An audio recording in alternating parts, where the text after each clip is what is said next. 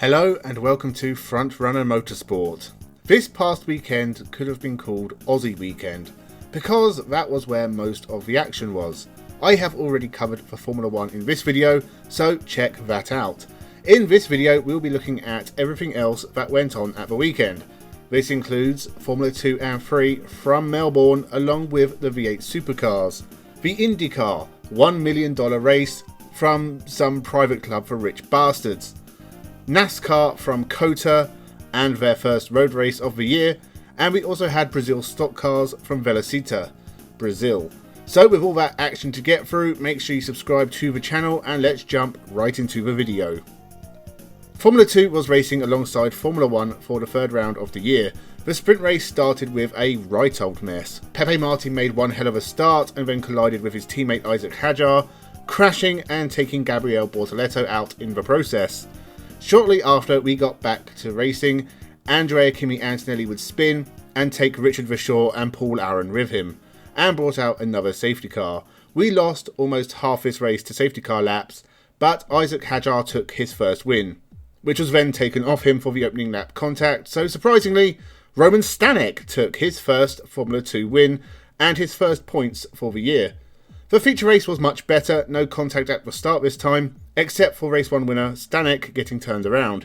Joshua Dirksken got taken out by Franco Colapinto as PHM's scoreless run in Formula 2 goes on and on.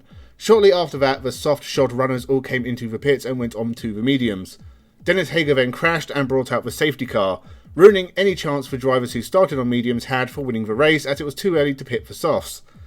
Big crash, and it stopped any chance Hager had of taking the championship lead after a run of 3 podiums, and he would have been leading the field of pitters at that point. The battle of the race was between Paul Aron, Zane Maloney and Andrea Kimi Antonelli, a battle for the best of the rest behind Isaac Hadjar, who turned his weekend around and took that first win. Ritomo Miata was brilliant in this race and finished 5th, keeping Rodin at the top of the team's chart. Zane Maloney still leads the championship, but Paul Aron did close the gap slightly. Dennis Hager is 3rd and dreaming of what could have been. We also had Formula 3 racing at Melbourne, and it has been a shocking start to the year for Dino Beganovic. Once again, he was back in the field for the sprint race and needed to desperately make progress. We had a great battle in the early stages between Lawrence Van Hopen and Martinius Stenson, who swapped the lead a couple of times. Christian Mansell was also involved in that fight, but he got some damage and dropped out of the points. Arvid Lindblad was very impressive once again, getting up to 2nd. He was definitely the pick of the Prema trio once again. Not many crashes in this race, but homeboy Tommy Smith took out Tsanopol Infrapuvasak and brought out a safety car with less than 10 to go.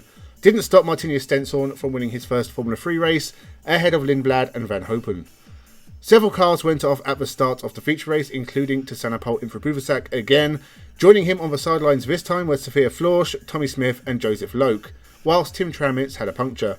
This race was all about Dino Beganovic. For the first time, he didn't run into issues in 2024, and he pulled off a couple of mega overtakes and led comfortably to finally take his first Formula 3 win. Tyres played a big part in this race. Gabriel Mini pulled off a late move to get on the podium, and Charlie Wirtz had his best race in Formula 3 to date with a 5th place. Luke Browning leads the championship, but he's tied on points with Fornaroli, Mini and Beganovic are close behind. Only Fornaroli, Mini and Oliver Gopher have scored points in all 4 races, which shows how tough this championship is to be consistent in. Still too early to call a champion, and Formula 3 is now on a break until mid-May. Let's get the last of the Melbourne races out the way now. V8 Supercars had 4 races supporting the Grand Prix, a weekend everyone wants to do well at, and still no Brody Kostecki.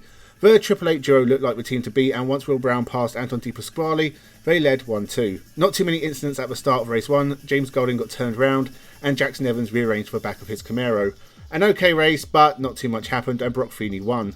Will Brown led race 2, but the best action was in the midfield, with Tom Randall having an interesting couple of races.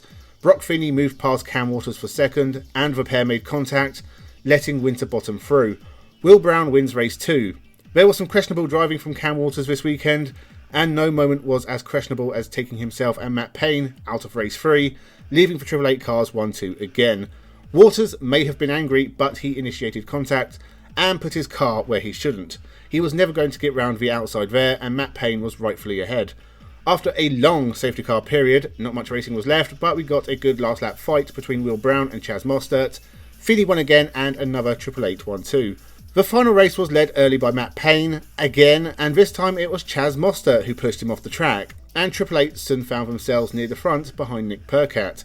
So, whilst Cam Hill got tipped off, Nick Percat won for the first time in 4 years, and ended the Triple Eight domination. They only finished second and third.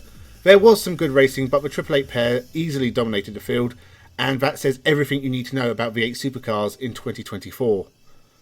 So, IndyCar and the non-championship $1 million challenge from the privately owned Thermal Club. Non-championship races really are a relic of the past. It made sense in the 60s when a long race calendar consisted of about 10 races and left space open to race in any number of races you wanted to. They're rare now, with most race series having around 20 races. NASCAR always has a few, but that's because NASCAR has to be on almost every weekend ever. For IndyCar, it has been 16 years since we had a non-championship race in Australia, and now you can see why. This was terrible. They had 9 hours of practice and qualifying for 2 10-minute races and one 20-minute race broken into 2. What was the point? Decadence. Someone agreed to pay for it, so here it is. Heat 1 started with Grosjean getting turned around by Dixon and slamming into VK. Dixon got a penalty, McLaughlin won. Alex Palou dominated the second. There was a good fight between the McLaren trio, but only Alexander Rossi made it to the final. And over final. 12 cars, no pit stops, no strategy. This was tedious as all hell. Cars that made a slow start backed off a lot to save tyres for the second half, because no one could change tyres at the brake.